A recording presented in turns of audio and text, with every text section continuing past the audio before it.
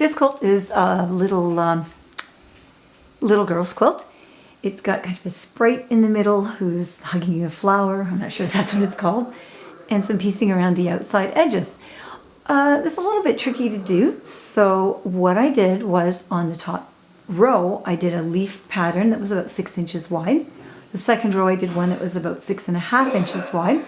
The third row is a leaf, kind of like a leaf sashing. Then the fourth row was the center, which has the little girl in the scene. The fifth row is a repeat of the third row, in which I did the leaf scrolly border. And then the 2 leaforama outside borders. Now what I've done is turned it sideways and repeated the borders on the outside that were on the top and the bottom. So where I'm at now is the very last row, the last leaf row. So this is the one we're going to do. First thing I'm going to do is set the safe area,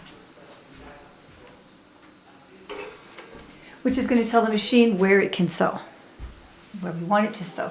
So we're going to go a little bit above that.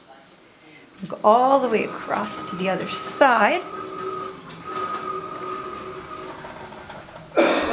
And pick the bottom right of the safe area. Okay, so that's going to basically indicate where we can sew. I'm just going to go over to the machine or the computer for a second and program in where this design is actually going to fall.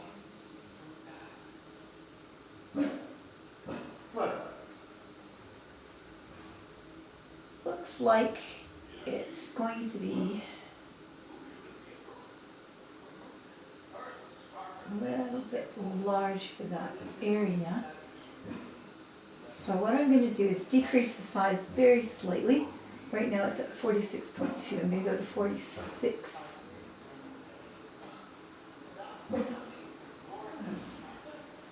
And 6 inches, I'm going to do 5.5 and apply that. And what that has basically done is brought it down into the actual area that I want it to quilt in. Kind of almost touches the top, so I might make it just a little bit, say 5.65 instead of 5.5. Make it a little higher, put it back into the safe area. Okay, so I think that's going to fit really nicely now. I'm going to cue these designs. Sometimes it doesn't cue them, sometimes it does. I'm not seeing something's out of the safe area. So I see that at the top. So I'm going to do 5.5. Bring that down a little bit. Okay, that should fit in now.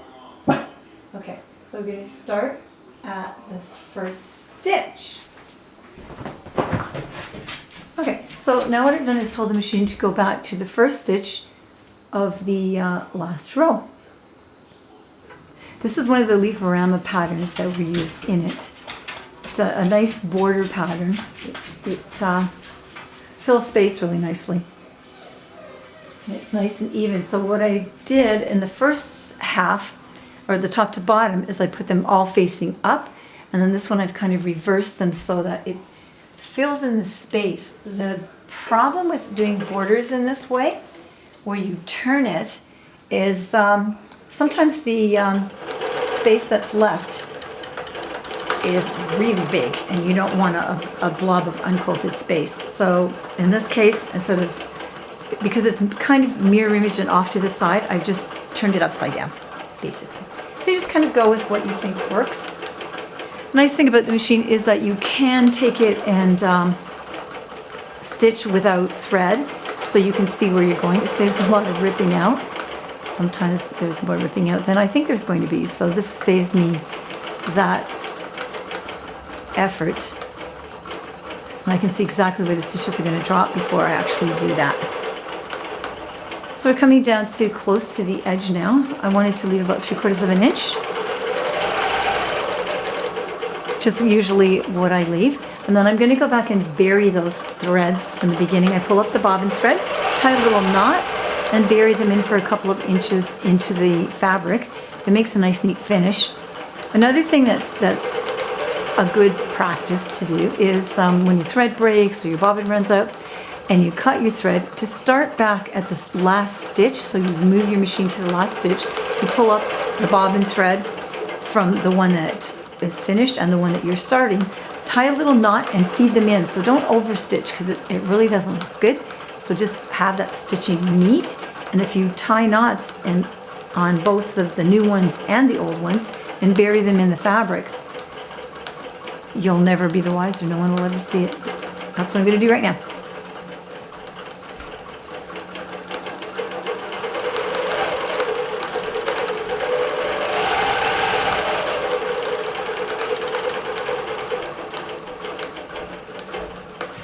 Okay, it should be coming into the frame any minute now. I've turned off the light. It makes it easier to see the stitching. If you want to see the actual finished quilt, you can see it on Joy Quilt's Instagram, because I'll post a picture of it there when it's completely finished, which is hopefully going to be in about 5 minutes. I used a white polishing thread in the center panel with a white backing, white bobbin thread, because I didn't want the thread to look too thready on her face and on top of her. So now it just kind of looks like the butterflies flew in front of her, so that's a good thing. If I'd have used this peach thread that I'm using now, it would have really shown more on the center motif. So I like to match the bobbin thread color to the top thread color.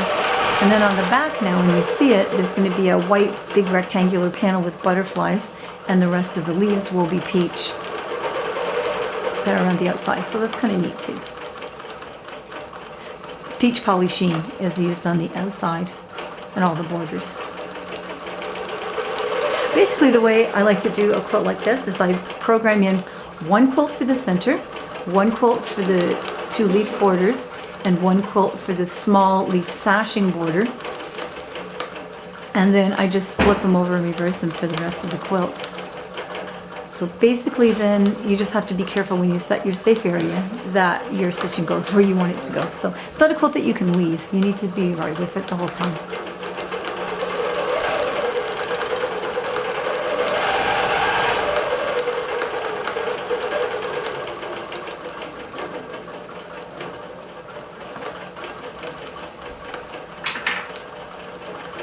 Okay, so I just buried those beginning threads.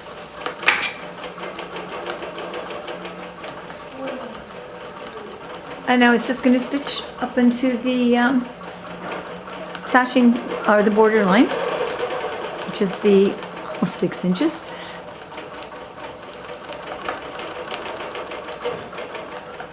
And this quilt will be done.